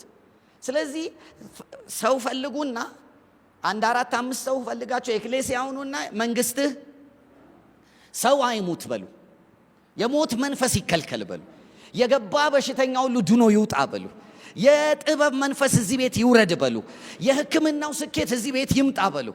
ዲስ ኢዝ ኤክሌሲያ ሰው ሁሉ አዳራሻችን ካልመጣ ማለት አይደለም። ሄደን የእግዚአብሔር መንግስት በዛ ቦታ ላይ ማምጣት ነው። ስለዚህ አሁን ጥቁር አንበሳ ያለ ሰውዬ የሚሰራ ወይም ደግሞ የካቲት 12 በሉት ወይም የሆነ ሆቴል የሆነ ሆስፒታል ይቅርታ የትም ቦታ የሚሰራ ሰው እዛ ቦታ ላይ ኤክሌሲያን መጀመር አለበት። ስለዚህ አሁን የኤክሌሲያ አመሰራረት ሞዴላችንን እንቀይረዋለን። ኤክሌሲያ ተመሰረተች የሚባለው የሆነ ክፍለ ከተማ ቦታ ሰጥቶን ቦታው ላይ ስንሰራ ሳይሆን የተሰየምንበት ተራራ ላይ 2 ወይም 3 ሆነን መንግስት ትምጣ ማለት ስንጀምር። ሆቴል የምትሰሩ ከሆነ ሆቴል ላይ አንድ ምስክርነት ነግሬያቸው ልጨርስ። ሆቴል ውስጥ በጣም 1000 አልጋ ያለበት ሆቴል ላይ የነበረ ሰውዬ ወደ ጌታ መጣ። ወደ ጌታ ሲመጣ እኔ አልጋ ሁሉ ጊዜ እየሸጥኩ ነውና ቀኑን ሙሉ ወንድና ሴት ገብተው ነው ቢዝነስ የሚቀጥለውና ምንድነው የማደርገው ብሎ ተንበርክኮ ሲጸልይ ምንም አታደርግም ኤክሌሲያ እናረጋታለን አለ። እዛ እንዴት ነው ሞዴሉን ስጠኝ ሲል እንዲህ አድርጋለ የሆቴልህን አንዱን ቤዝመንት ላይ ያለውን አዳራሽ አለ ኢንተርሴሰርስ 24/7 እንዲጸልዩበት ቦታውን አዘጋጅና የከተማ ቸርቾች ሁሉ ላይ ያሉ ኢንተርሴሰርስ እንዲመጡ አድርጋለ። ከዛ ለየፓስተሩ ወረቀት ላከ ደብዳቤ፣ ጌታን እንደተቀበልኩ ሰምታችኋል፣ አሁን የምፈልገው ከያንዳንዳችሁ 2 ማላጆች እፈልጋለሁ ላኩልኛል። ላኩለት። ከዛ በኋላ ደሞዛችሁን እከፍላለሁ አለ። የሚያስፈልጋችሁ ምግብ እዚሁ የሆቴሉ ይሰጣችኋል። በሰዓት በሽፍት እዚህ እንድትጸልዩ እፈልጋለሁ አለ። ከዛ በኋላ መጸለይ ጀመሩ። መንግስት ትምጣ፣ መንግስት ትምጣ፣ መንግስት ትምጣ፣ መንግስት ትምጣ። ስንት ሺህ አልጋ አለ? 1000 መንግስት ትምጣ ይላሉ። ከዛ በኋላ ይመጣል ሰው፣ ገብቶ ይተኛል፣ ይወጣል፣ ገብቶ ይተኛል፣ ይወጣል፣ አንሶላ ይቀየራል፣ ገብቶ ይተኛል፣ ይወጣል። እነሱ ደግሞ ታች ምን ይላሉ? መንግስት ትምጣ፣ ፈቃደ በሰማይ እንደሆነች እንዲሁ በምድር ትሁን። የገሃነም ደጆችን እኮ እየመቱ ነው። ከዛ መጨረሻ ላይ የሆነ ሰዓት ላይ መንፈስ ቅዱስ ይናገራቸው ጀመር፣ ስትራቴጂ ይሰጣቸው ጀመር። ከዛ በኋላ እንደዚህ ያደረጉ ማለዳ ሌሊት ይነሱና ክፍሎች የሚጸዱበት ሰዓት ላይ ማለት ነው ይነሱና ባዶ ክፍል የሆኑት ቦታዎች ላይ ሁሉ ይገቡና በየክፍሉ አንዳንድ ኢንተርሴሰር 2 ኢንተርሴሰር ይሆንና እጅ አልጋ ላይ ጭኖ መንግስት እዚህ ክፍል ይምጣ፣ መንግስት እዚህ ክፍል ይምጣ እያሉ መጸለይ ጀመሩ። ከዛ በኋላ አንድ ነገር አደረጉ። ይሄንን እየጸለዩ ይሄ ኮሞ አለ አይደለ እዛ ጋር እና የውጭ ሀገር ሆቴል ምናምን ስትሄዱ ብዙ ቦታ ላይ አለ። ኮሞ ጋር ስትሄዱ ሳውዝ አፍሪካ ምናምን ስትሄዱ ባይብል ምናምንም ሊያስቀምጡ ይችላሉ። አንዳንድ ቦታዎች ላይ ቁርአን ይቀመጣል ሌላ ቦታ ላይ እንደዚህ። ከዛ አንድ ነገር ማድረግ ጀመሩ። ምን አደረጉ? እዛ ሰው ኮሞ ጋር ሌላ if you need a miracle ተአምር የምትፈልግ ከሆነ በዚህ ስልክ ቁጥር ደውል የሚል ማስቀመጥ ጀመሩ። ከዛ መጨረሻ ላይ እንዲህ ሆነ። ሲማልዱ ከተወሰነ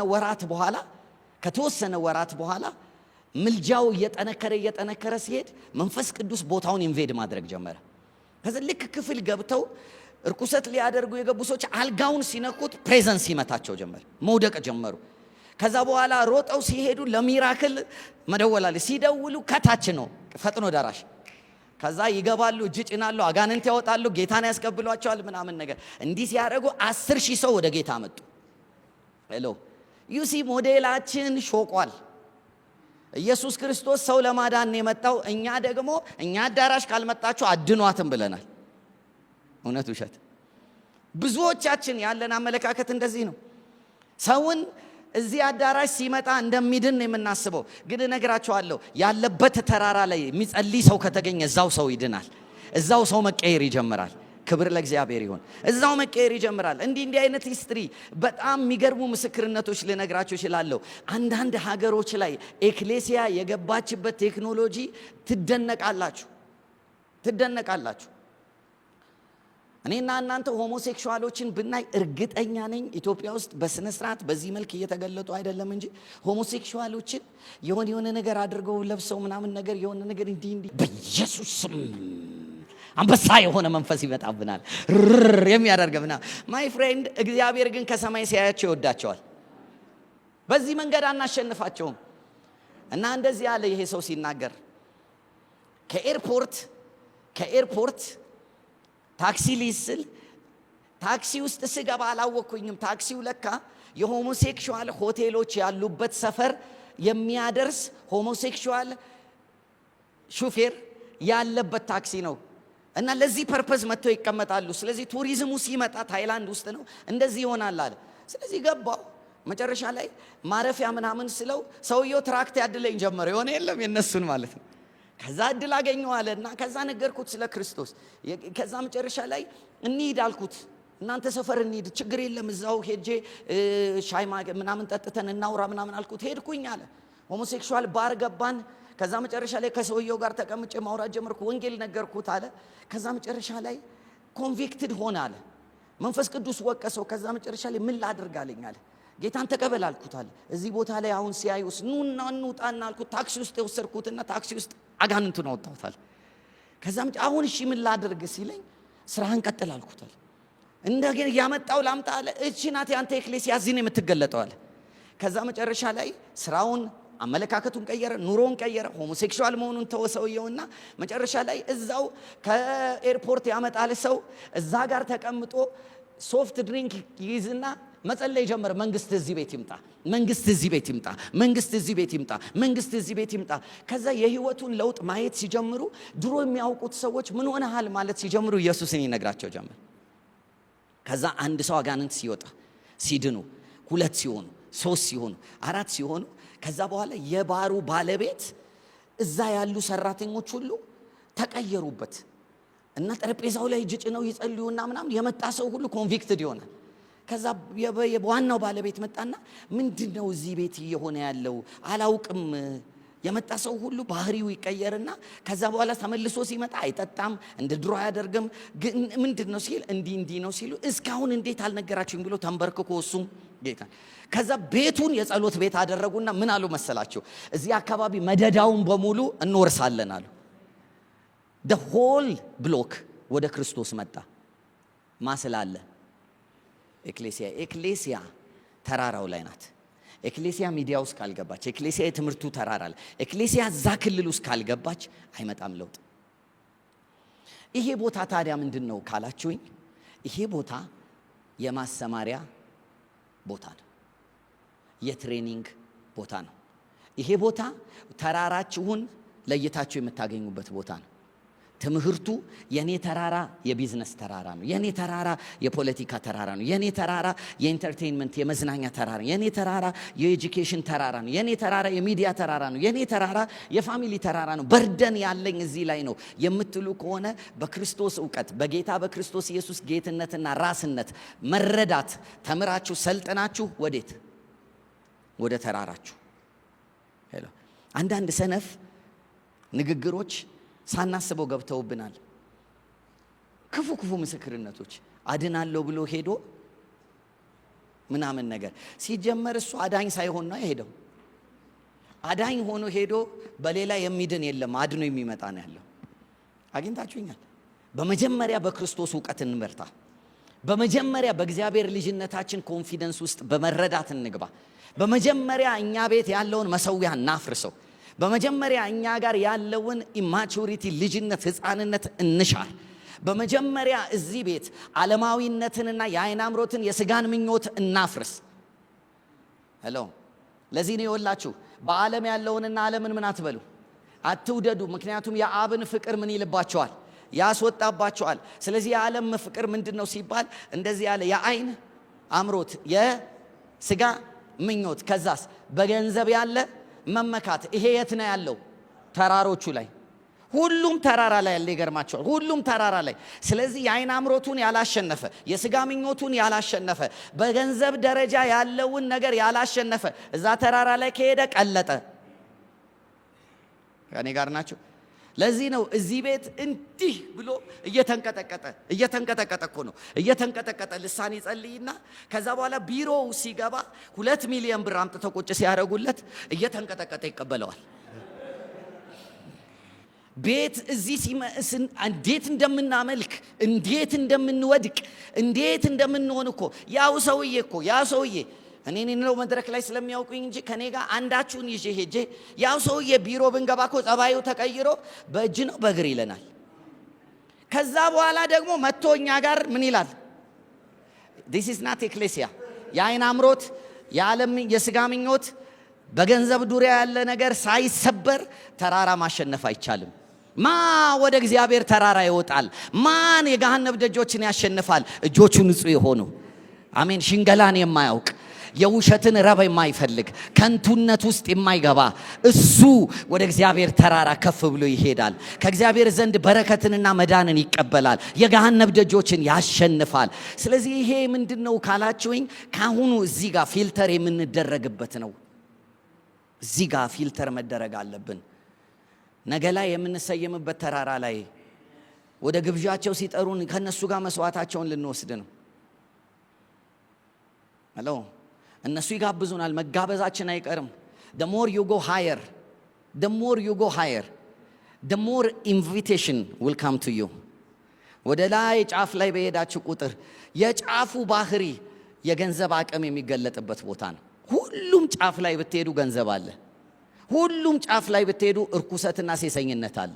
ሁሉም ጫፍ ላይ ስትሄዱ የመጨረሻ በገንዘብ መመካት፣ የሥጋ ምኞት የሚባሉ ነገሮች ፈጠው የሚጠብቁበት ነው። እሱን ማሸነፍ የሚችል ግን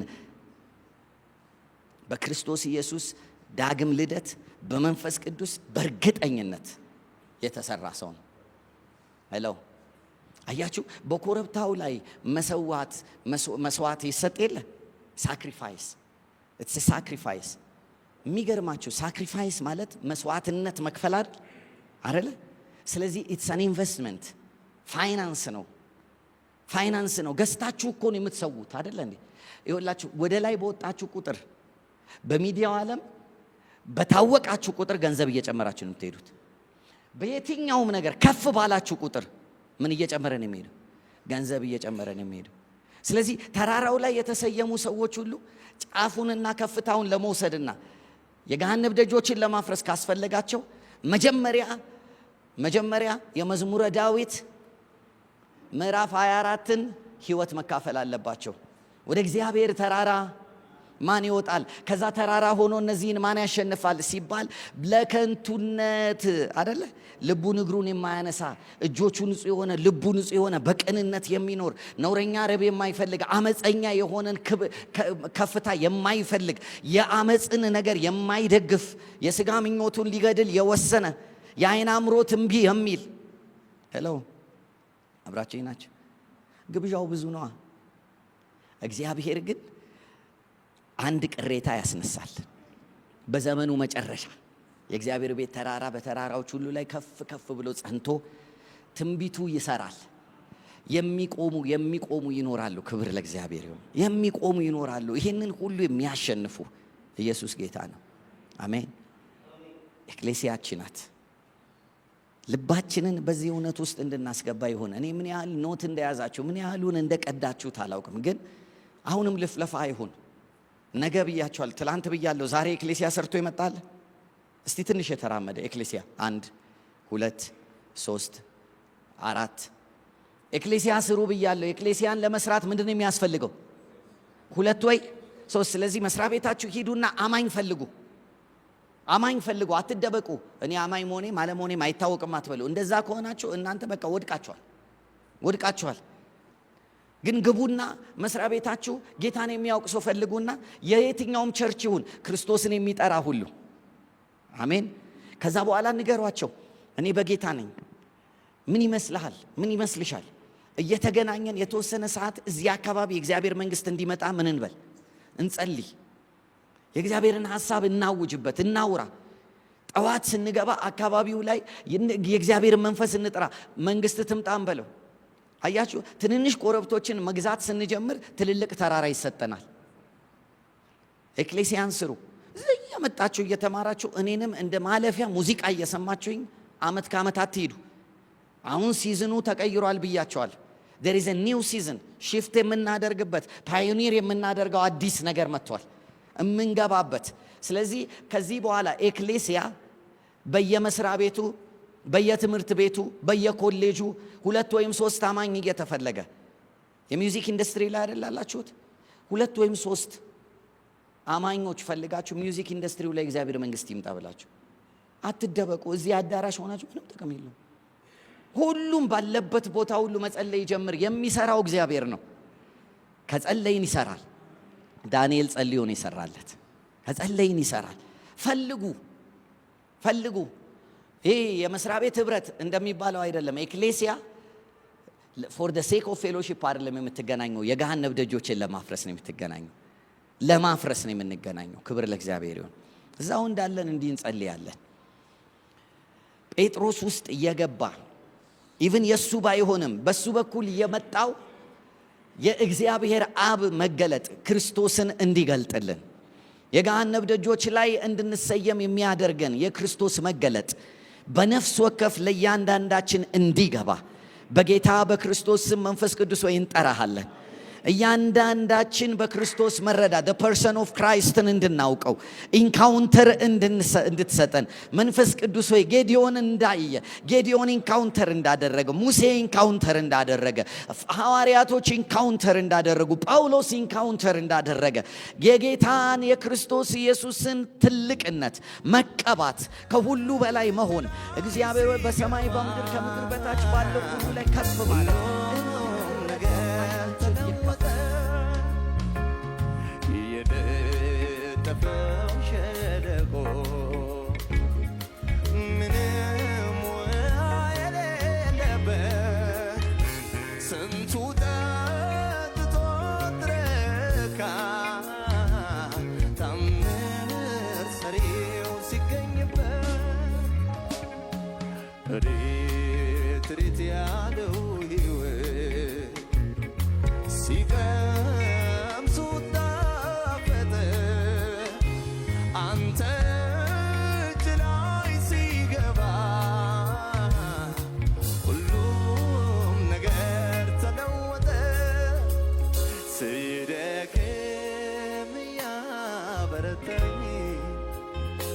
Sazene